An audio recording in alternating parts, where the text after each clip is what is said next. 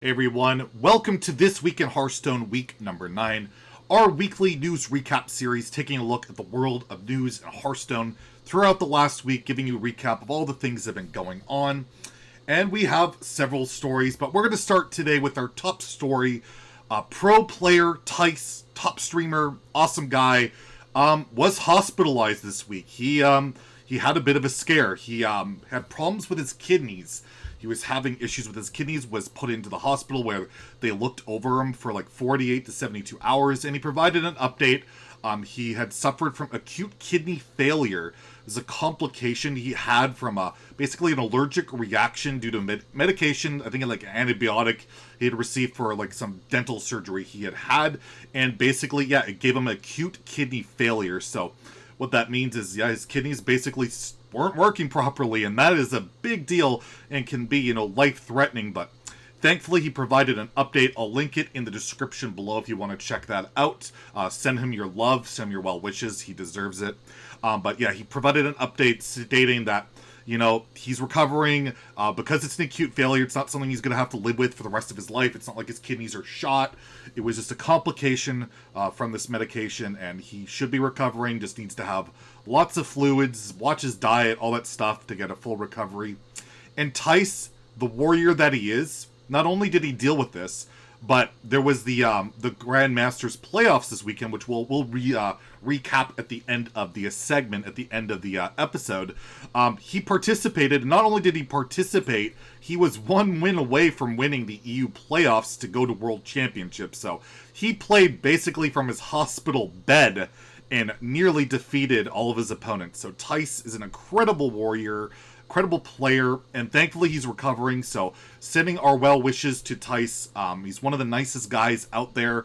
You literally never see him get upset, and considering the game he plays and all of that, the guy is just unbelievable. And I've sent nothing but my best wishes and love to Tice, and I hope he gets well soon. Next story is Battlegrounds. There's a lot of turmoil, it feels like. The game is not particularly balanced at the moment. It's probably the least balanced that I can remember Battlegrounds being so far. In both, not only in heroes, but also in terms of tribes. So, what's happened lately? Well, they added the Elemental update pretty recently. We all know about that. And they added some new heroes like Ragnaros and Alakir and Shinvala and I think one other one. I can't remember the name. But anyways, there's a huge discrepancy in heroes. If you scroll through, like HS Replay, I'm just scrolling through here. You can see at the top, like, Ragnaros and Janus are beyond above everything for the most part, especially Rag.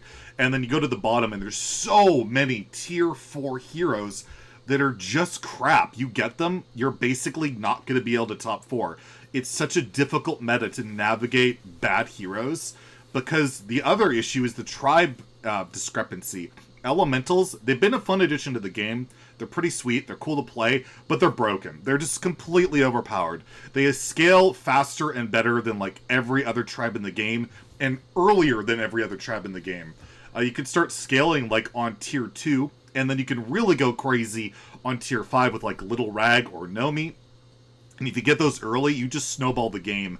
Unless you're one of these heroes like Rag that don't even need that because you have an insanely overpowered hero power. So it's got this weird metagame where it's like it's super dependent on heroes, and then you just force elementals, or you typically will force like you'll get the poisonous, the 1/1 poisonous, and get a bunch of divine shields and try and cheese a win against the big elemental builds because they only have so many divine shields. So yeah, you want to play pirates, you want to play demons, you can't do that. They're absolute garbage. They can't do anything. They might as well not be in the game for the most part. And then you have mechs, which can do some work. Murlocs, if you get the right poisonous divine shield build, can counter. But overall, it's just the elemental stuff is ridiculous. And because it's a new tribe, it's in every single game.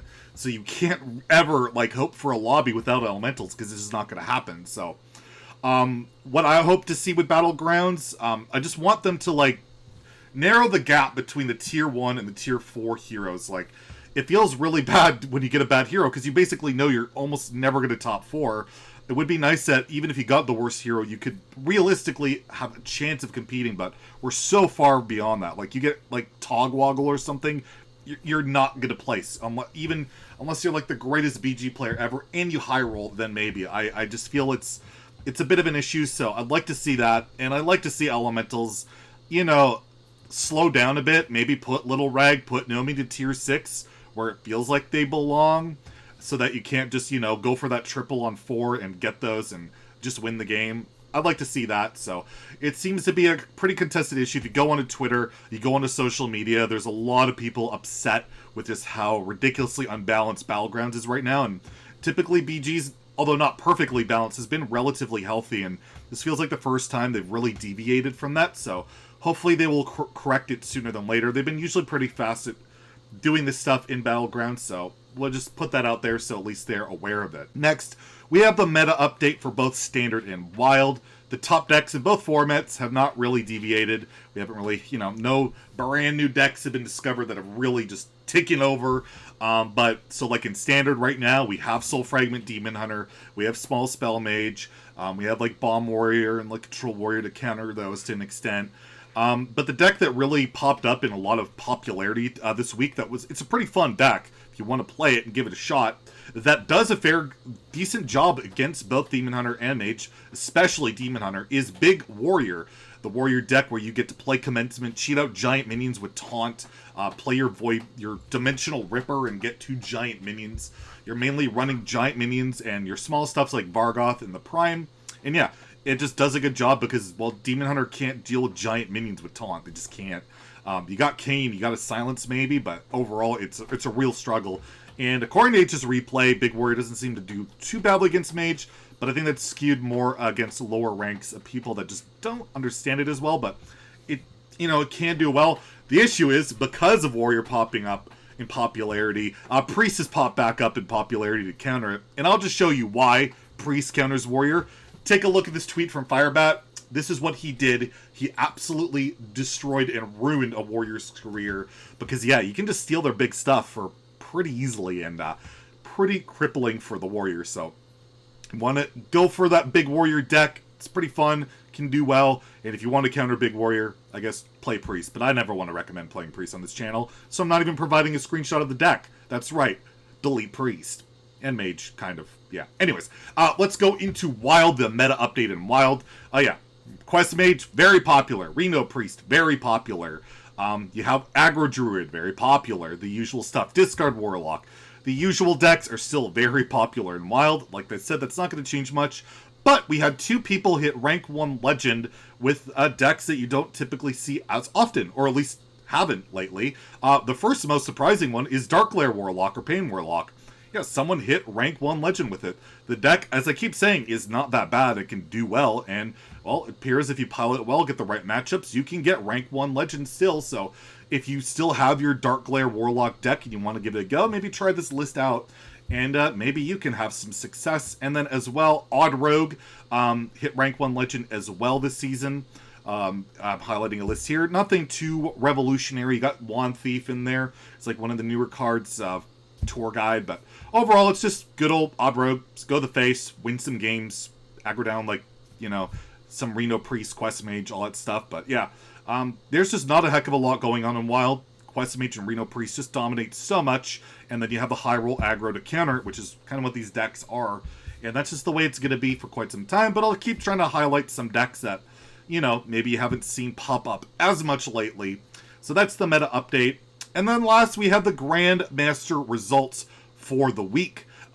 This was the playoffs, so the last week of this season's Grandmasters action. And I was able to follow it this week. I was able to follow it because it was actually, recapped somewhat by HS Esports, and I follow people on Twitter. But anyways, there's an NA, an EU, and APAC champion crowned, and all 3 of these players will represent their respective regions at World Championships coming up later this year. And the winners for in North America was Monsanto. He was trash talking a lot on Twitter this week, so if you want to check out his Twitter feed, it's got some spicy stuff. I mean, we already did a video on it about one thing that triggered me, but yeah, he did well. Go Canada. On EU, we saw Jarla qualify. He's one of the best players that's never had that spotlight at World Championships, so it's good to see him rewarded and see what he can do. And lastly, on the APAC region, we have Bank Yugi qualifying through there. And then I took a look through the relegation list, notable players that have been relegated. We have Just Saying, Firebat, Empanizado, I can't ever pronounce that properly, I'm sorry. Boar Control, Silvername, but it is important to note that these players can get back in if they, get the proper amount of winnings to get in. And surprisingly, Just Saying is like first overall in winnings on NA right now, so there's a really good chance Just Saying will be the first ever GM to be relegated and then to get right back in. So it's at least good to see that relegation doesn't always mean retirement, like I tweeted earlier this week, sarcastically. So yeah, there's a very good chance, although Just Saying's been relegated, he might come back. The other names, not so sure. I believe Boar Control's qualified for World Championships, although that doesn't count towards GM for some reason. But you'll still be able to see him play competitively. That's this week in Hearthstone. Let me know in the comments below what you think of all this madness. Send your well wishes to Tice, like I said, whether it be on his Twitter, the video, all that stuff. It's always good to hear that when you're feeling down, but he's bouncing back. That guy's a warrior. And if you liked the video, please like and subscribe. Have a great day. Stay salty, my friends.